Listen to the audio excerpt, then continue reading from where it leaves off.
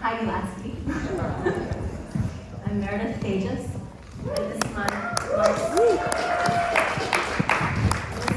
marks the start of my 19th year with the company. First of all, on behalf of the company, we'd all like to thank Allison Manning and Chelsea Spraker, the Harkness Dance Center here, for inviting us to be part of the Women Move the World Festival, and to all of the staff here at 92 NY. We also extend our deep gratitude to Jody and John Arnhold for their extraordinary vision and generosity. As everybody's coming through, thanks. I'd like to take a moment to introduce the dancers. Starting on my left, Nico Gonzales.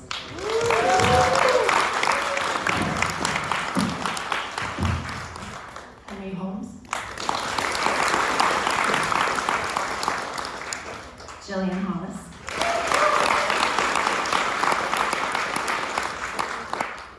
Heidi Latsky,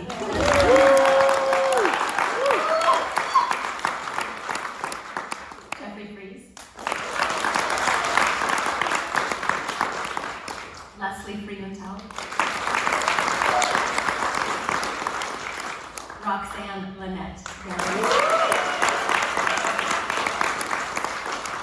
and Nathan Trice.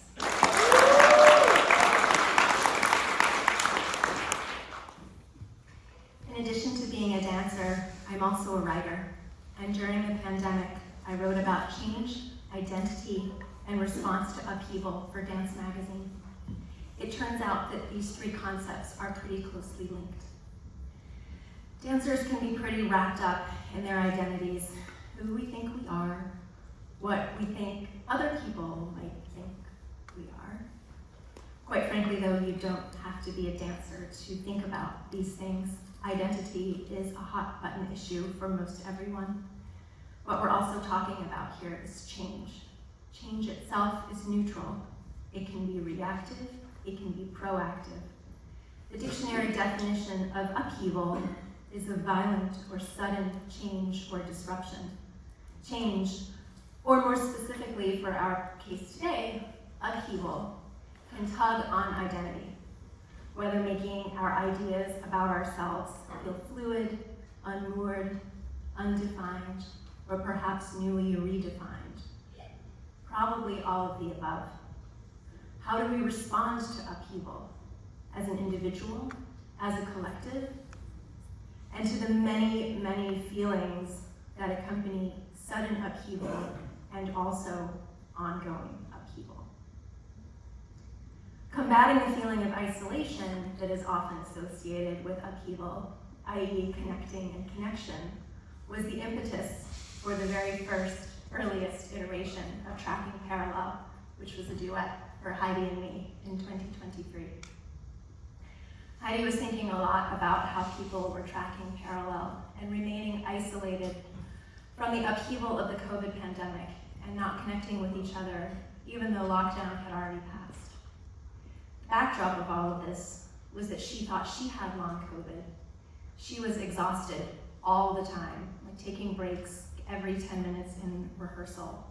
And if you don't know this woman, she's a Taurus, she's a tiny bull, she's the Energizer Bunny. This was a kind of exhaustion I had never seen in her before. Fast forward a few months, she learned why she was so exhausted. Heidi's brain tumor was discovered, diagnosed, and mostly removed in an 11-hour surgery in January of 2024. This month, we are celebrating her 2-year anniversary as a survivor.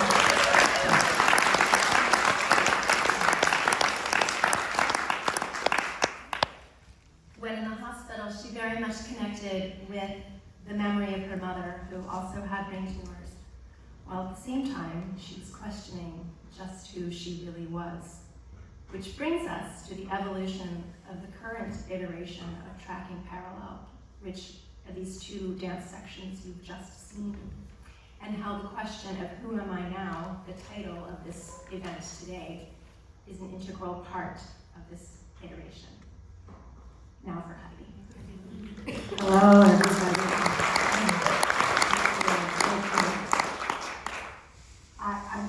emotional today.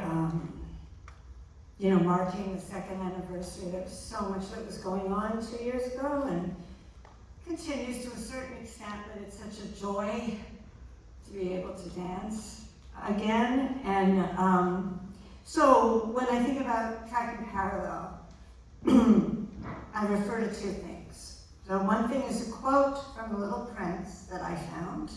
I think the fox said it. And now here is my secret, a very simple secret. It is only that the heart that one can see rightly, what is essential is invisible to the eye. This piece is about the heart. It's about the hearts of all these people, I'm sorry, who've been dancing with me, dreaming with me since my surgery. Some of them have been dancing with me for 20 years. Some are newer to the process.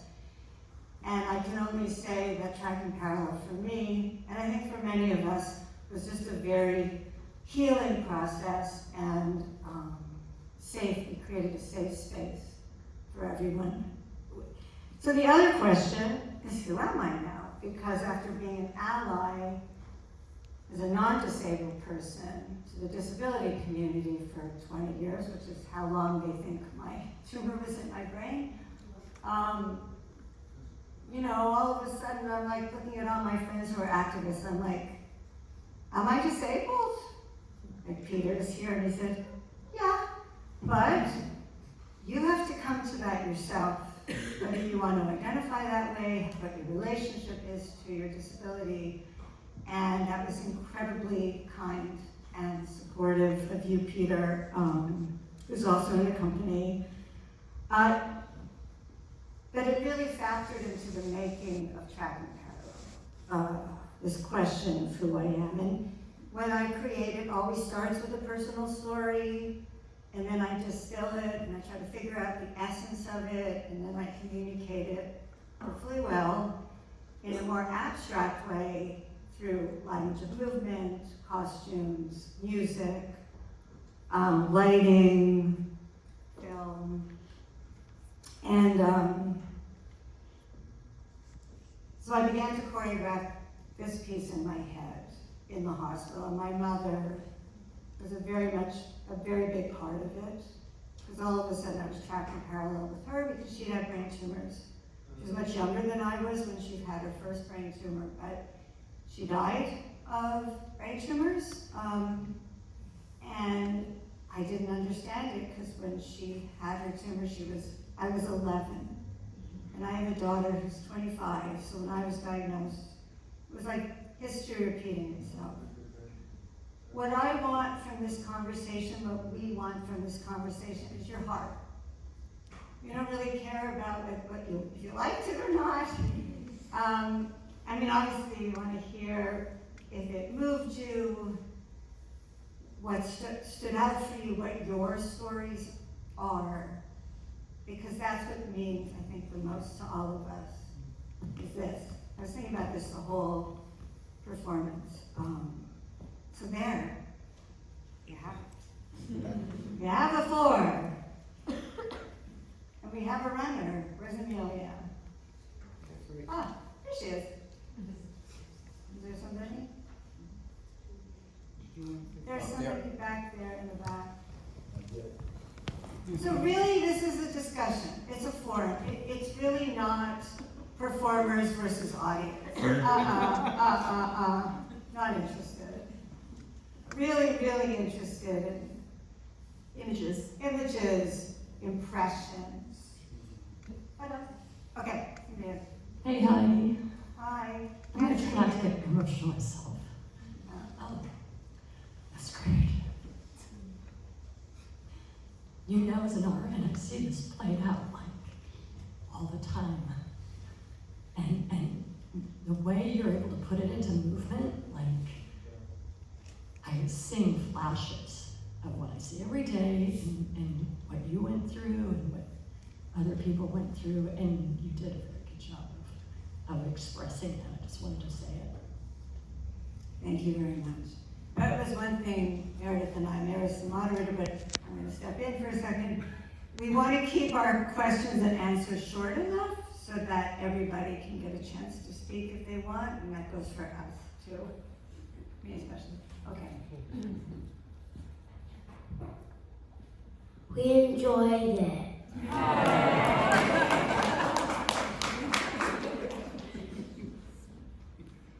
We enjoyed it so much. Good, thank you.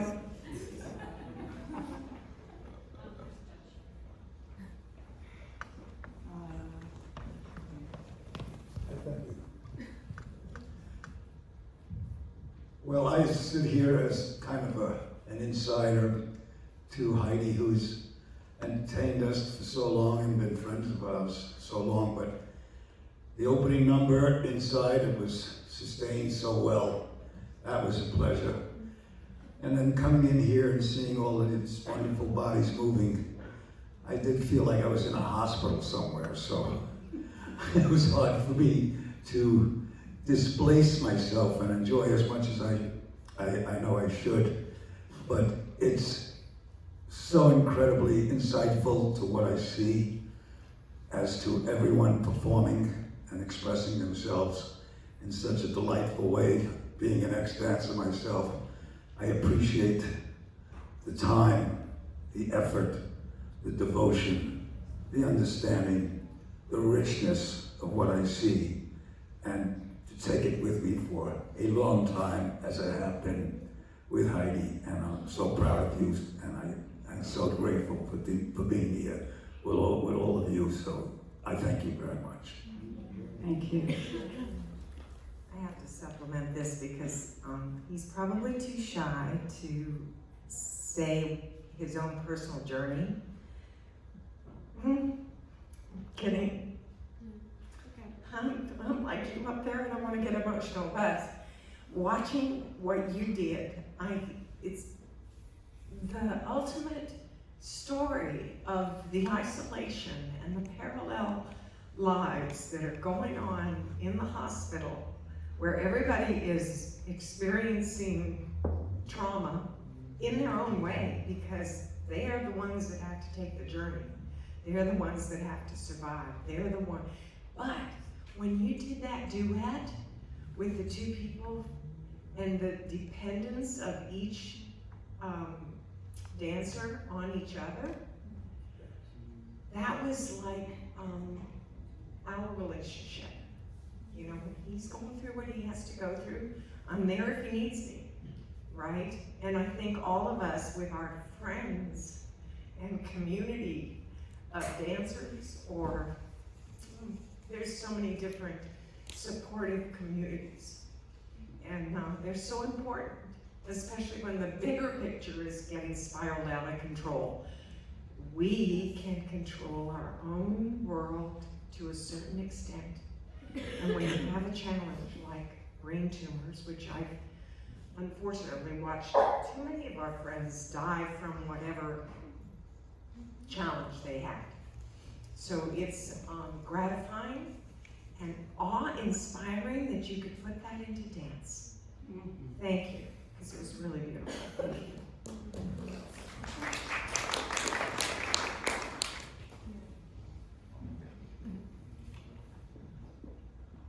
I like how there was many groups in this. Like 2 people were like going backwards, like 3 people were doing 3 different things, and then other people were doing other stuff.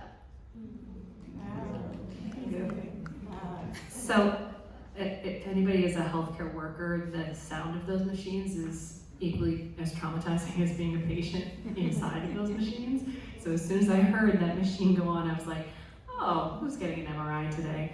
But one of the things that I found to be interesting, where I went with the idea of parallels and the isolation around it, is actually in like child development. The first 2 years, children play in parallel. They don't interplay because the first 2 years they're internally growing so much and changing so much, and their brains are developing so much, and they grow half of their size in those first 2 years, and then they spend the rest of their lives growing. But then they grow with feedback from others and playing with others and interacting with others. And what you said about how COVID put us in these parallel places, that we were all going through the same thing, but like like we just weren't able to connect.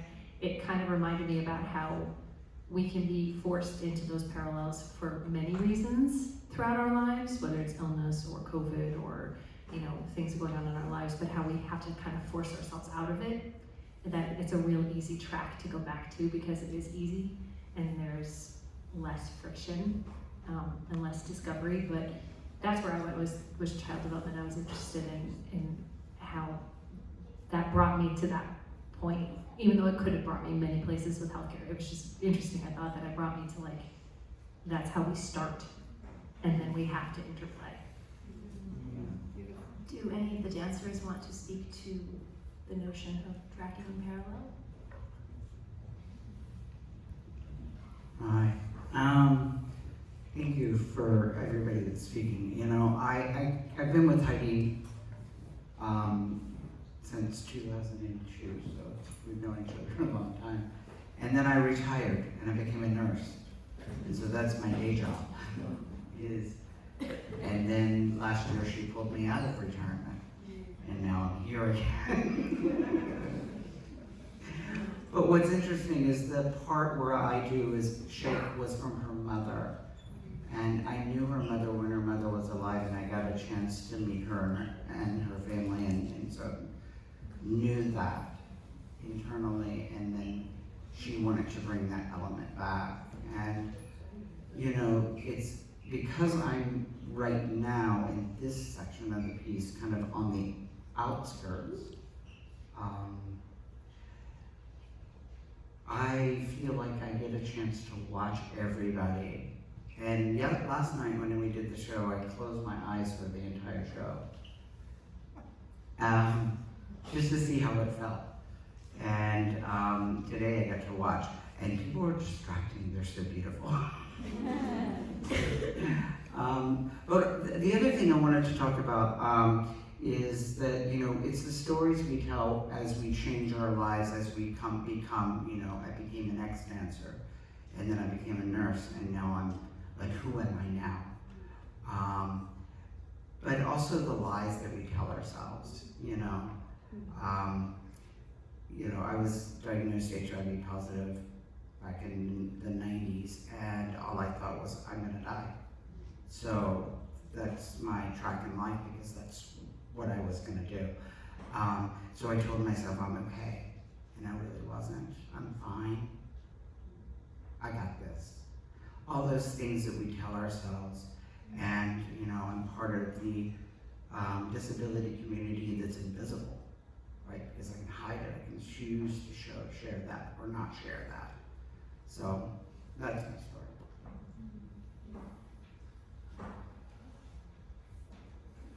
There's somebody up there.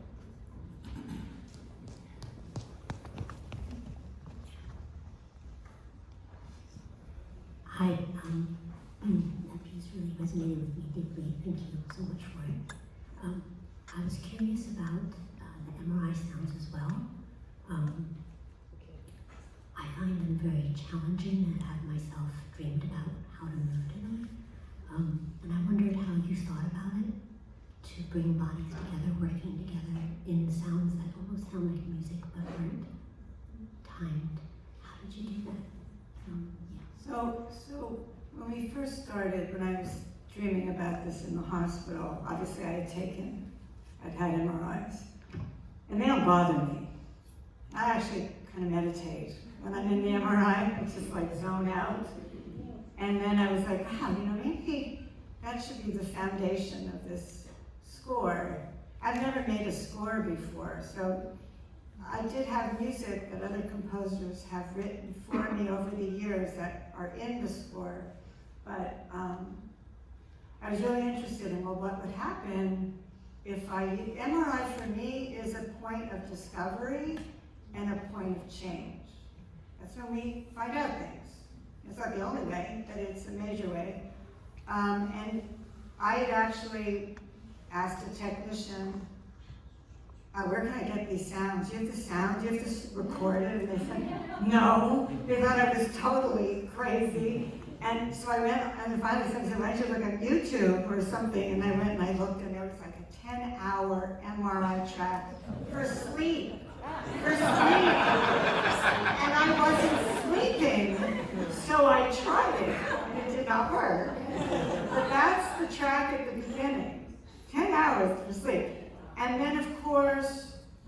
one of my mentors came to one of our first rehearsals, and I was being very gentle with the MRI. And she said, oh, I need more. Like, you gotta put in more, like that, you know, that stuff. So I went for it. And I think it's jarring, and I think upheaval is jarring. You know, like when the sound goes out really abruptly at the end, it's jarring. I mean, I find it jarring. But I thought, perfect. That's what you find out something. It's jarring. And then whether it's just sudden and then it's gone, or it's ongoing, like you said about the world that we're in right now. So I feel like it's a metaphor for so many things. And I worry that, you know, some people would be too much for, but I think it makes sense. I also had a little response to sort of that, and also the question of like what it is like to track parallel, so to speak. One of the other things that the score does is it creates a lot of uncertainty. There's a lot of different sound, and every time we're in a different space, it sounds a little bit different, and a lot of those sounds, many of which are actually important to us because we are taking cues off of them. We're making decisions, we're orienting ourselves in the score. Some of the sounds come in and out, they're more prominent. There are a few things in this space that were really hard for us to hear. And one of the things I noticed was happening throughout the course of this process, besides arguing for many minutes at a time about what count is the one, was that the only thing I could do is feel everyone. I had to look and feel when we were all going to make a decision together, when we were going to breathe, when we were going to move, and that sense of proximity and presence becomes the experience of performance. And so it's not just that we're conceptually tracking parallel, it is an essential lifeline. It's how we get through the piece. I thought that was really meaningful. So when we started making the group version of Tracking Parallel, you know, it was very early into Heidi's recovery, and she felt this need to look backward in order to move forward. And so in tandem with the question about the MRI and the rhythms and the pulses in that, I'm really curious to know if you, if any ideas about time landed for you, or looking forwards or looking backwards, or there are just a lot of different time signatures happening within us throughout the action. Did that land for anybody, or for any of you?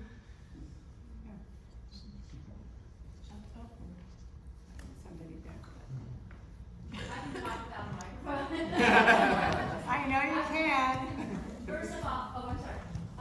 I just want to say, Heidi, bravo, because my question was going to be who did the score. You did the score well, because I'm from a music.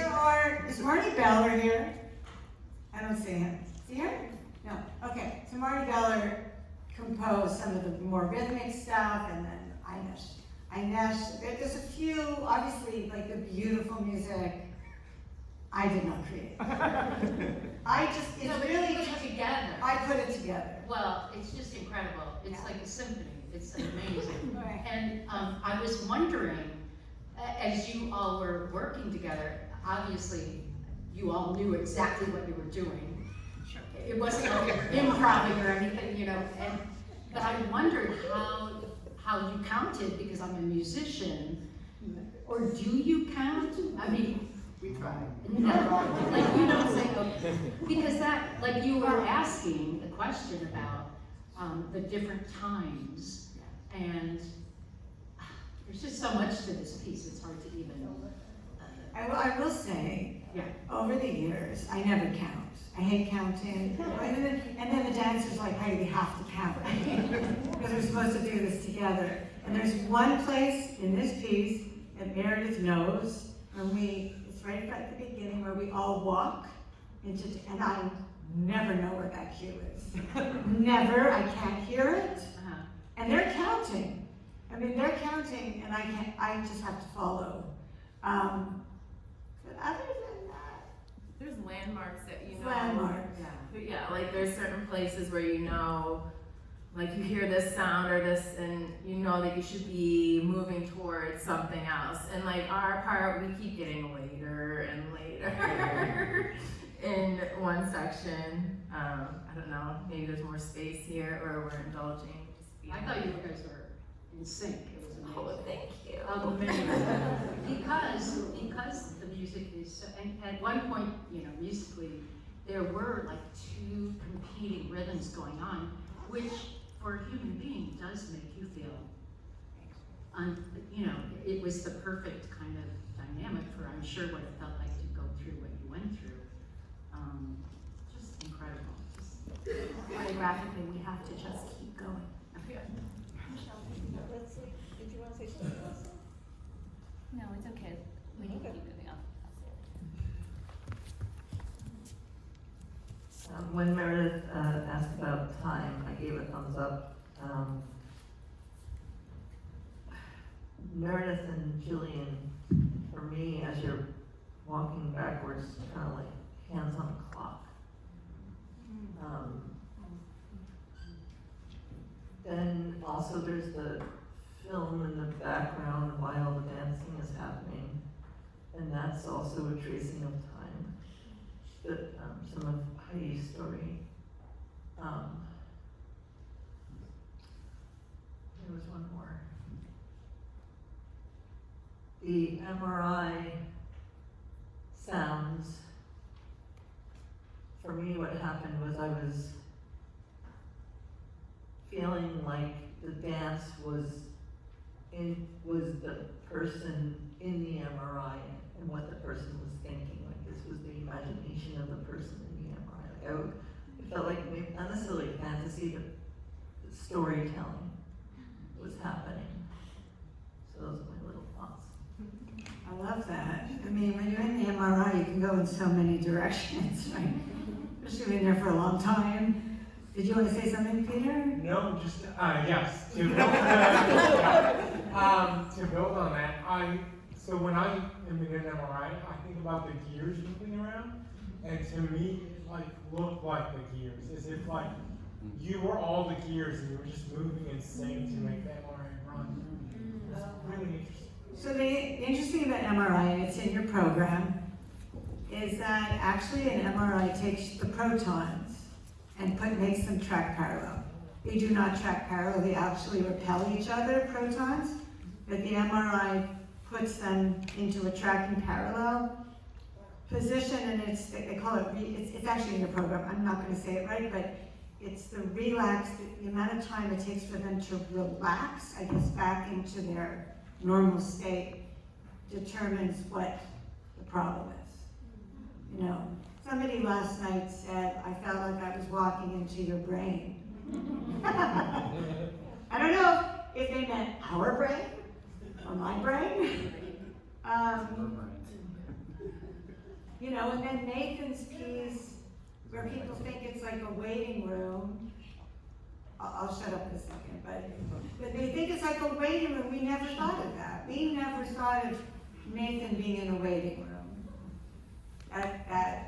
Yeah, but I love that. It's kind of cool. And then we're in the hospital. I mean, the operating room.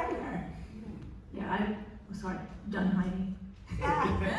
Anyway, gorgeous, amazing. I watched you guys in rehearsal. I don't know how long ago that was, but the backwards walking, to me also kind of talked about going back in time and just tracking, you know, a journey. But I love the kind of retrograde feeling of it. But I also wanted to talk about Nathan's part because I could just watch that forever. I mean, the combination of your voice and also the parallel lines you're drawing, like in this square, also made me think about tracking parallel, like just because you kept kind of this perfect sort of thing going, and the two sections together just create a really kind of, it's like you're bringing us into the experience in this very kind of abstracted but also at the same time direct way. So bravo to you all. Thank you. Also, you know, we do have a third section. Yeah, we do. We have a third section which happens after where we ended today, which I think will make it even more intense. It'll be interesting to see how to continue this. I mean, it's almost finished, but it's like, how do we continue this and then end it? Because now this seems like the ending, but it's not. Me dancing alone with my pregnant self. Did you know it was me? Okay, some people don't know. I think it's such a powerful, powerful story. And it's very hard to ever see it or feel it. And nobody tells it. And you told it. Thank you. You know, one of the things I say is that I have a forum. Performers, we have a forum. Why not share it? Why not advocate for people like us? Why not? Because most people are afraid to. We have a documentary called Living in the Gray, which is for 5 of us who have neurological, invisible issues, and we talk. It's somewhat artistic, but we talk about our story. Each of us talks about our story, and then we're bringing it into the healthcare field and the medical field. We're just at Columbia Medical School. It's important for people to hear, especially like patient-doctor relationship, right? But I don't feel that this piece, I know you guys are bringing a lot of medical stuff to this, which is interesting because I never thought of it this piece as medical. I mean, I know it has MRI sound. Maybe absolutely myself. But to me, it was more about general upheaval, like what we're living in, you know. But you're the audience, and I'm listening. Yes, I'm listening. Hi, Amanda. I gotta say, since I've seen all of this, parts of this for a while, do you know what attracted me the most was the support between the two of you in the end, and how you moved together, one supporting another with different sizes. And it was dramatic to me how smoothly you did that. And then that was sort of the backbone of this, is that people support each other. Yeah. Amen. Amen. There's a question. Elsie. Thank you all. Thank you, Heidi, for making this piece. It was exquisite. 2 years is a long time. It's a very short time, depending on your positioning and where you're at. So to have evolved, to have come to this place to make this beautiful piece in, for me, what's a short time, is incredible. It's incredible. I want to thank you. My question is, what was the impetus to have Nathan perform in a pre-performance and not incorporate him into the performance? What he's part of the performance, but not incorporate him in here. That's my one question. And then the other part is, when I walked in, I was really upset that I was missing, that I had missed the start of the performance. So just wondering what that. Yeah. Those are 2 really good questions. The idea was Nathan would be in the lobby. And there's just not enough space in this particular venue, but he was in the lobby. And because of the nature of this, I'm getting a little sidetracked. The idea for me, I found this solo that I made on myself for I found it and put it in Living in the Gray, and I really remembered how much I loved doing it, so I taught it to Nathan. And so he's basically, it is that piece performed performed over and over again. So it's an endurance. That's his task, right? Is to keep going for 15 minutes. And that the idea was to go from a very personal story, because you can hear what he's saying, even though it's non-linear, the way he's telling it, to something that's collective and abstract, that you can feel, hopefully feel, through the movement and the score. So that was the reason. I think we had to do it the way we did it because this conversation was very important to have and was part of this evening.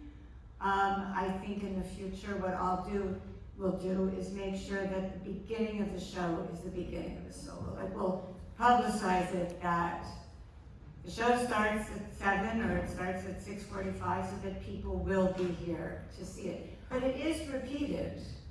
It's repeated a lot. Does that answer your question? Because I think I like going from the I don't know, it was a risk. It was another risk. Never done this before. Never done any of this before. But having Nathan, almost like he's in rehearsal in that studio, I think actually worked. And listening to him talk, and he's listening to himself talking. And then you as an audience move into this space where we're just collectively moving through. Yeah. Thank you. Yeah. Thank you for taking the risk. And Nathan, it was beautiful to watch you. The reason why I'm not in this second section is because there's 15 minutes in there. I just wouldn't be able to read. It was supposed to be 7 minutes. It turned to 15 minutes 2 weeks ago.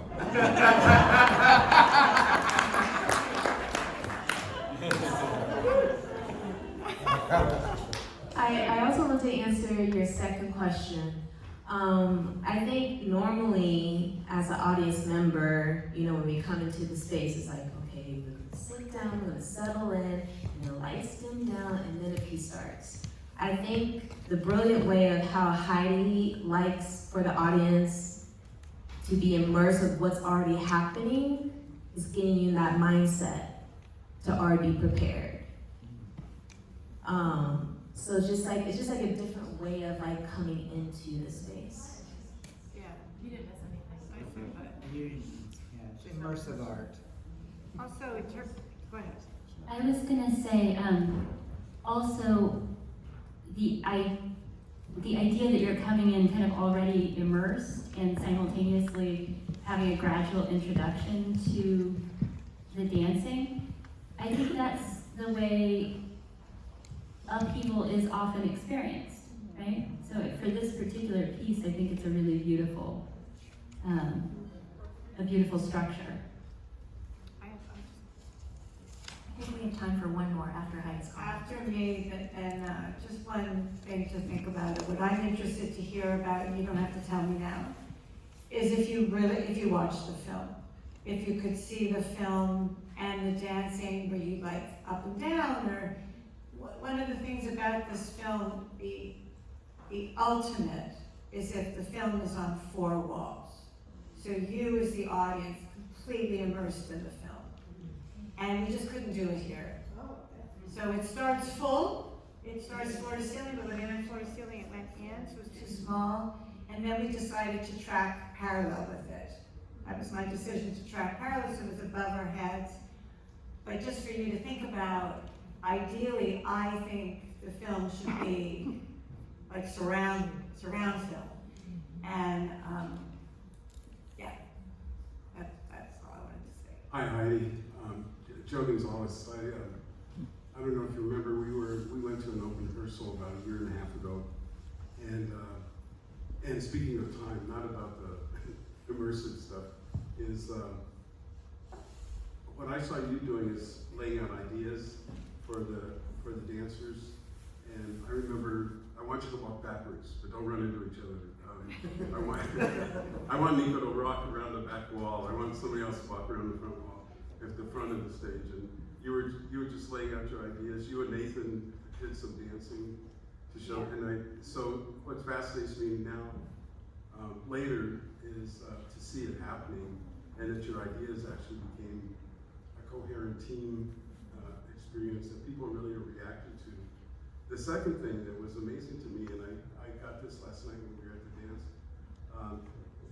that people's reaction to the MRI is really interesting, because even though it's a mechanical thing, everybody had different experiences with it. People talking about claustrophobia.